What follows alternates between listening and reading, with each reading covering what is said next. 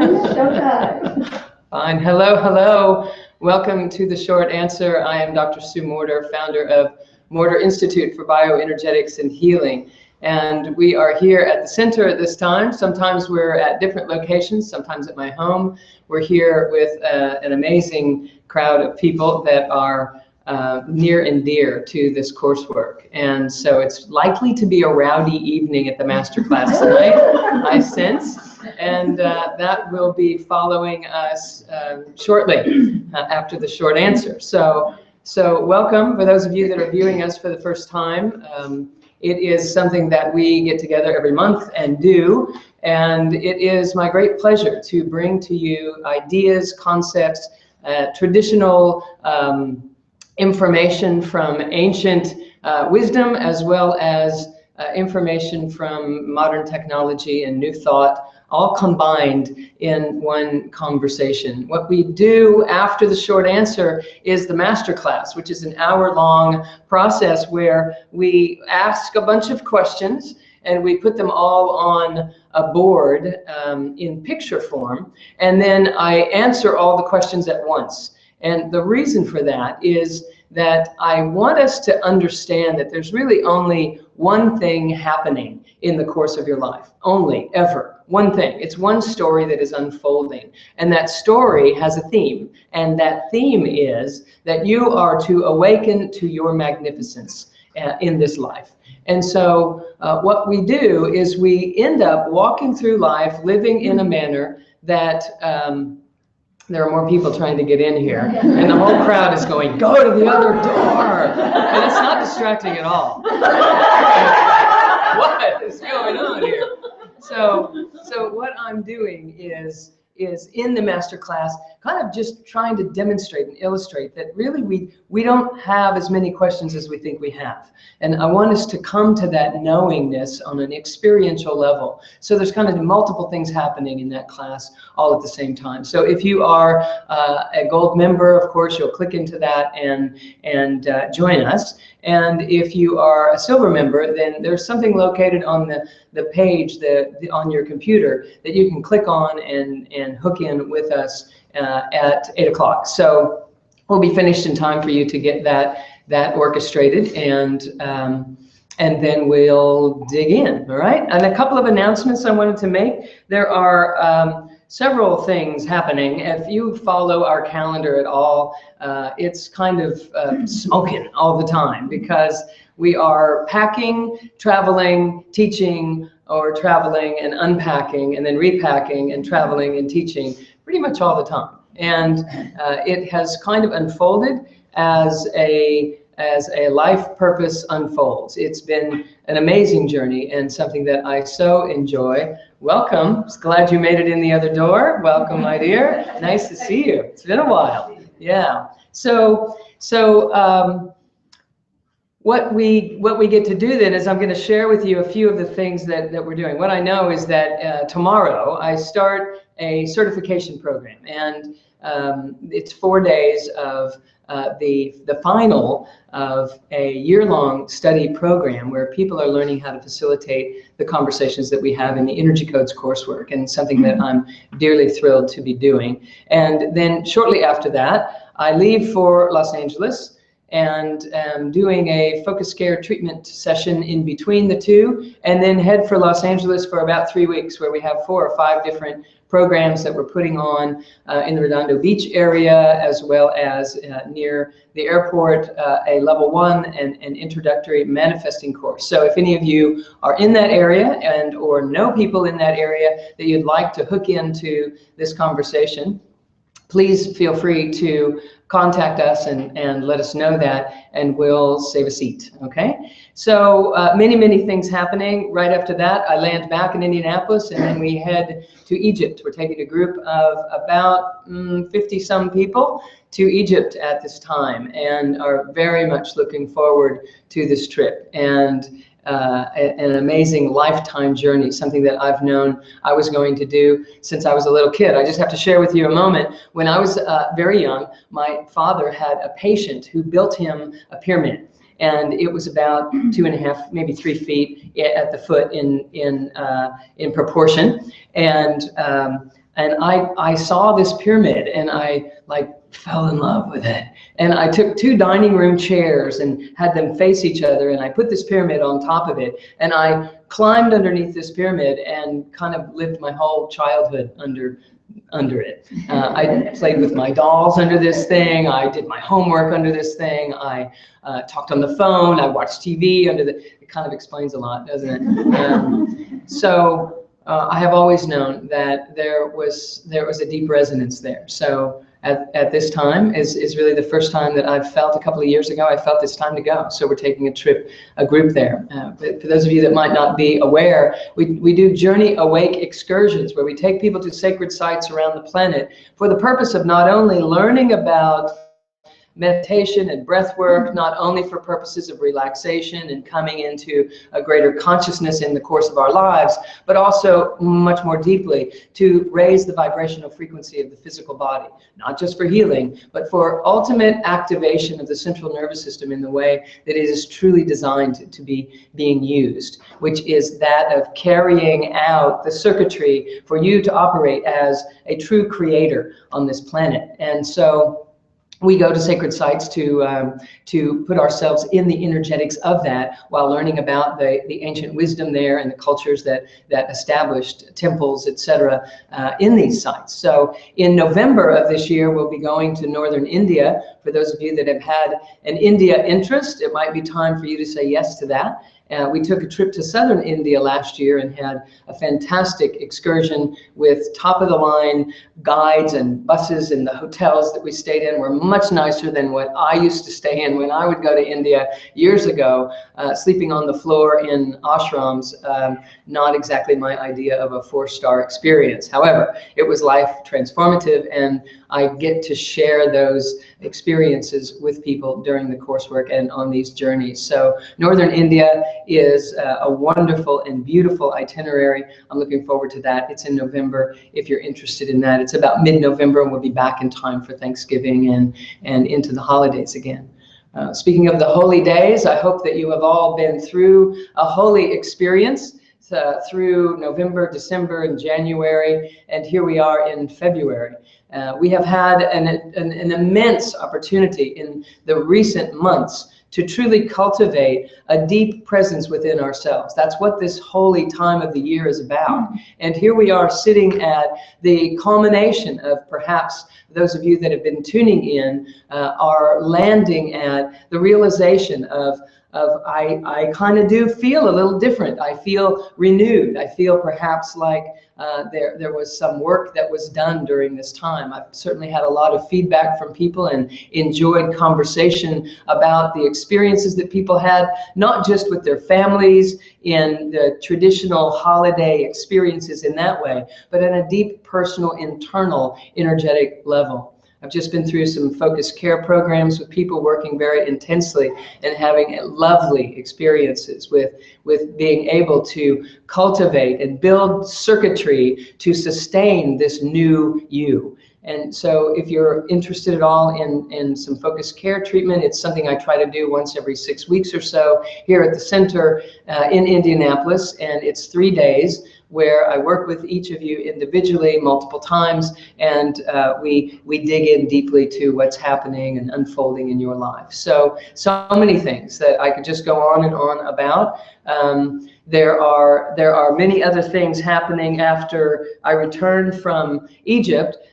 Something that I would like to mention that doesn't get a lot of mention is a yoga teacher training that I'm doing, which is modulated and online. So I'm teaming up with a yoga teacher trainer here in Indianapolis that's a part of the Energy Codes coursework, and we are putting 9 modules together that you will be learning from her and learning from me some of the specific and special perspectives and perceptions of yoga training that have to do with embodiment, that have to do with bringing your consciousness inside the body, which is so much a part of the Energy Codes coursework. But to really land in the core of your being creates a different yoga practice. Now, I don't know how you are doing in pursuing physical activity with conscious breath work associated with it in your life, but I really want to invite you to do that. Because if I wasn't even going to have the short answer that I'm about to roll into this evening, and I was going to leave you with no other message than this one, I would pick this one, what I'm about to say. So listen up. Okay, so what I would say is that one of the most important things that you can do to raise the vibrational frequency of your body, which will in turn generate healing and empowerment and allow you to cultivate the courage to be the real you, give yourself permission to play and to be free in this life. The things that allow us to truly experience what we came here to experience have to do with raising your vibrational frequency in the body. It is done so by the way that you think, of course, the way that you breathe, not just what you breathe, but where you breathe in your body and how you breathe through your body.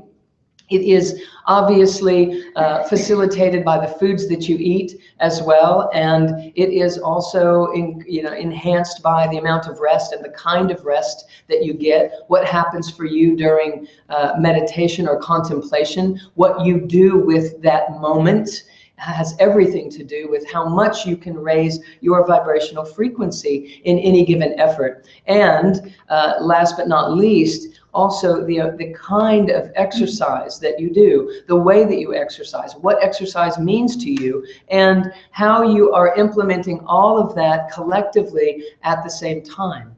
Meaning, if you are exercising, moving your body and breathing consciously through your body with your conscious concentration on the inside of your body at the same time, you will build some circuitry from an electromagnetic energy standpoint and also from a nervous systems standpoint collectively, simultaneously. And what gets to happen there is your chemistry changes, you quicken at the core of your being, and transformation happens there. You start to pierce veils in your own limited personality and your own consciousness that you might not even know that you have. Blinders will come away and you will see yourself from a broader perspective and understand more of the truth of who you are. So it's kind of important.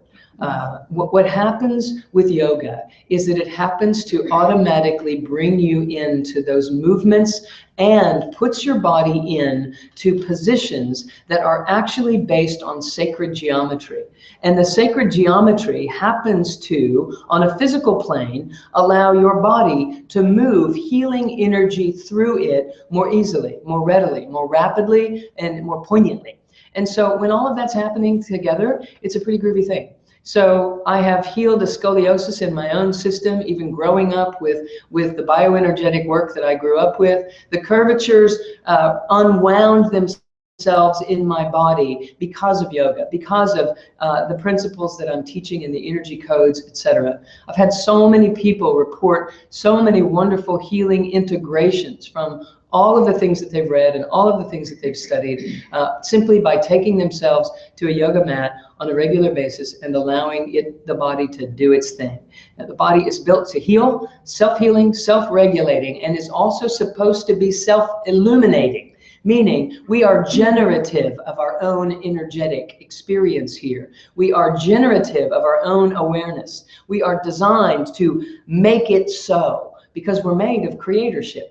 And so what I'd like to kind of move into, now that I'm telling you about this yoga teacher training and getting that kind of complete, I just want to say that training starts in March. It's going to start at the end of March. The modules are going to begin. So if you're interested in learning more about it, the costs and how it's all going to go, etc., just contact us at info@drstuemorter.com, and we'll get some information to you right away about it. So I'm really, really passionate about that, because I know that if people are educated in the energy codes conversation, the coursework and the breath work that I teach, and they're educated in how to move the body so that their breath work can actually move this healing energy through it, they will become the consciously self-healing individual that they're meant to be. And that's why I'm on the planet, is to facilitate this. So have that. All right. So we'll see you in some kind of coursework at some point in time, I'm sure, so that we can facilitate that in you.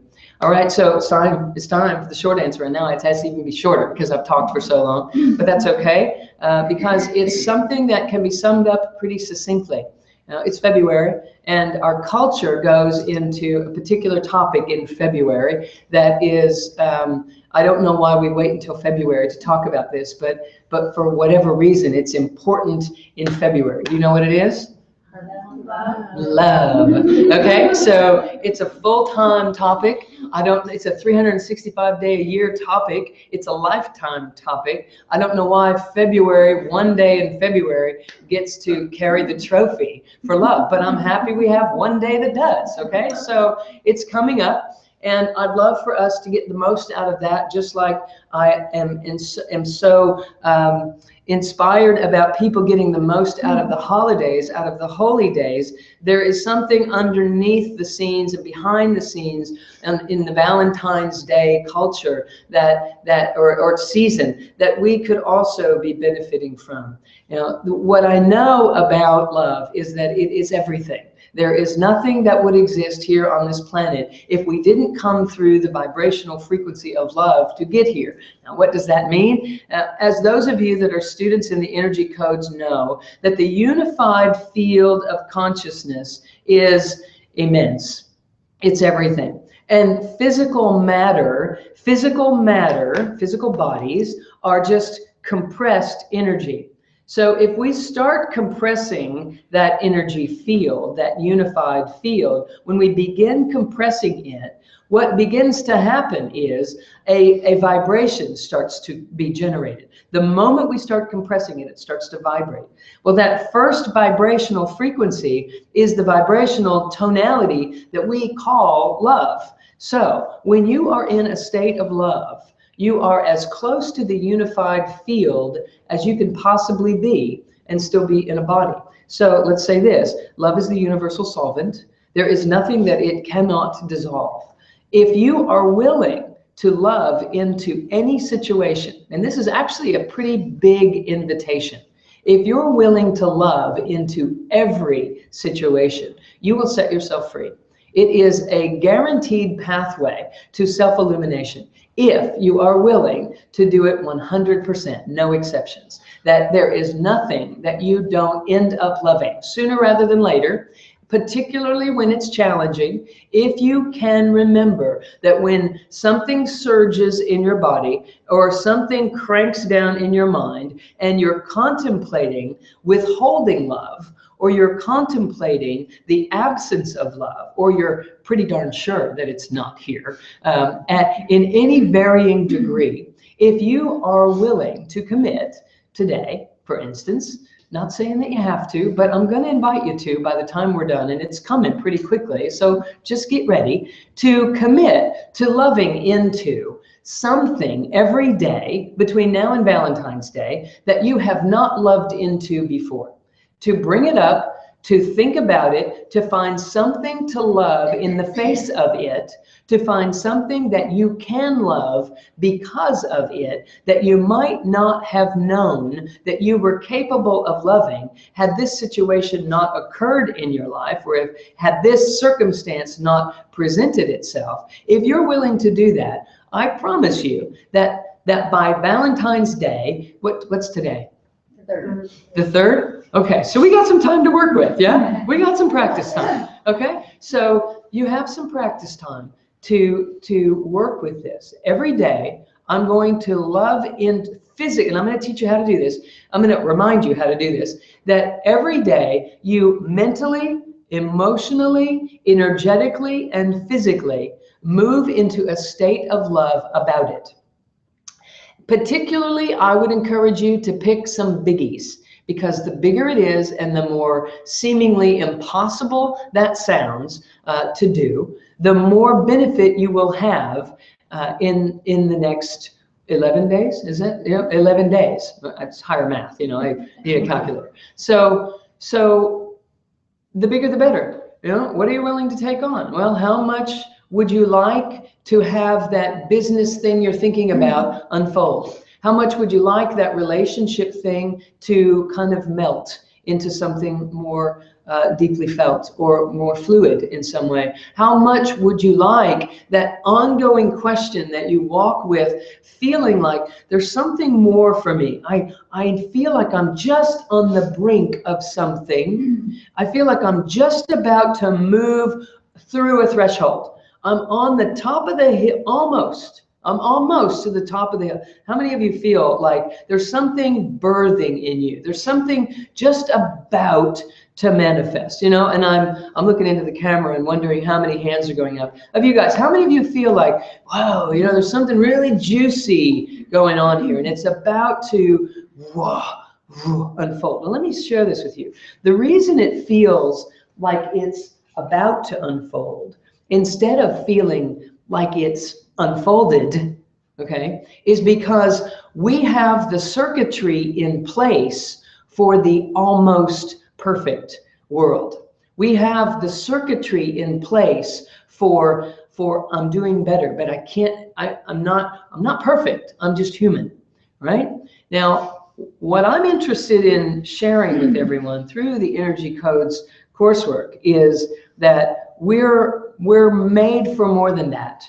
We're made as creators, and we've been using our neurocircuitry in a manner that doesn't allow us to operate as creatorship. We perceive ourselves as waiting and hoping and behaving in a manner that hopefully will allow it to unfold for me if I do all these things in the right order for a long enough and consistent enough time frame. So the very fact that we're operating on that kind of neurocircuitry keeps us on this side of the threshold. Do you follow what I'm saying? And so we have to start playing like it's already happened. And the way that we can play like it's already happened is we have to perceive it mentally. And then we have to experience what the emotional set would be, the emotional energetic pattern would be if it was happening already. And then we have to go deeper, because those recommendations have been upon us for quite some time now, a decade or two, that have been like readily in not exactly the mass consciousness, but common in our corner of the world. And so there's a deeper version of life awaiting us, and it is, we got to drop in. We have to drop in more deeply. So we have to go into the body and sense and feel energetically, how would the energy be moving differently in me if it was already happening, if I was already in the victory. And I want to share this with you. Your body doesn't know the difference between what we're talking about right now and experiencing the experience of love. It's the same vibrational radio station. Victory and love, the aha, the victory, the sitting back, the celebration, the fulfillment, the satiation, the gratification. If you put all those together, you would work your way right into the vibrational location, the radio station of love itself. So, a couple of things. If I can allow myself to be loving into things that I haven't been loving into before, my physiology is going to take on a vibrational frequency of victory. And when I'm walking around in the vibrational frequency of victory, things begin to unfold in my life. I begin to set myself free. I no longer am containing the love that I am made of. I'm allowing it to express. We have to learn to allow love to express more times a day, for more minutes a day, more days in a row, in order to establish upon this neurocircuitry that we're already operating on, a new bandwidth, a new possibility to expand it into the quantum world. We have to go ahead and step through the threshold itself. So finding things to love into that you have not been loving into between now and the time that the entire Western culture is going to be all up in the love thing. Okay, one way or another. We're either going to be sharing it and expressing it, or we're going to be contemplating it, or we're going to be sad because we're not receiving it or experiencing it. And let's take now as a moment to decide that we're going to be generative of love on this day, leading up to this day, in a way that we have never been able to before. And here is what you're going to do. You're going to bring your energy into your core, into the body. All of your energy is going to come inward, ironically and differently than what we would expect love to be requiring in its expression. It's not just about exuding it and pouring it out there. When you pull your energy into the core of your being, there is a responsive energy field that builds in a quantum sense around you in every direction exponentially. In fact, it goes beyond measure. In fact, it's impossible to measure how far it goes because it doesn't, I get choked up about it. It doesn't ever stop. It doesn't ever stop. So the truth of you is that when you come into the core of your body, come into your heart of hearts, squeeze your heart, squeeze Mula Bandha, which is the musculature at the tip of the spine, and breathe up and down your own central channel in your body, and then open your heart. But stay in the core of your body, stay anchored in the core of your system. What happens is a radiant energy field comes off of you that is unconditional.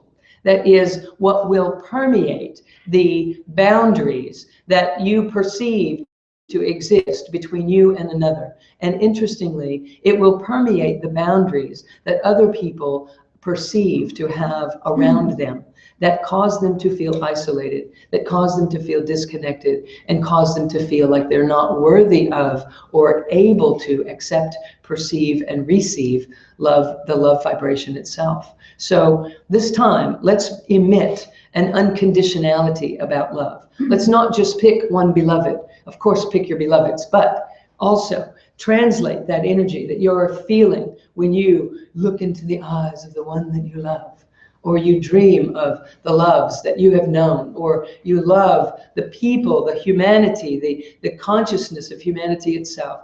In whatever ways you choose to express that, include with it this time some unconditional love, meaning truly underneath the story writing capacity of the mental body, come into your own core and be present with yourself in a loving fashion. When you do, the love that emits off the surface of your skin takes on a vibrational frequency that can permeate everything, because it is the foundation of everything that we know here in this dimension, here on planet Earth as human beings.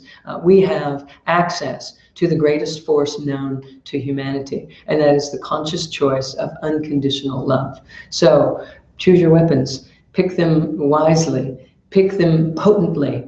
Find a way to love into the things that you just haven't been able to for the next 11 days. And then as that is progressing, constantly bring your concentration of your energy into your core. Let it be felt for you, by you, and let it be generated from you for the whole of our planet, the wholeness of humanity. So may we take the global concept this Valentine's Day and be present with everything that this grace has brought to us and brought us to in this life together. All right. So I have to conclude now so that we can begin again in just a few moments. We'll be starting in the master class in a minute or so. All right. We'll see you there.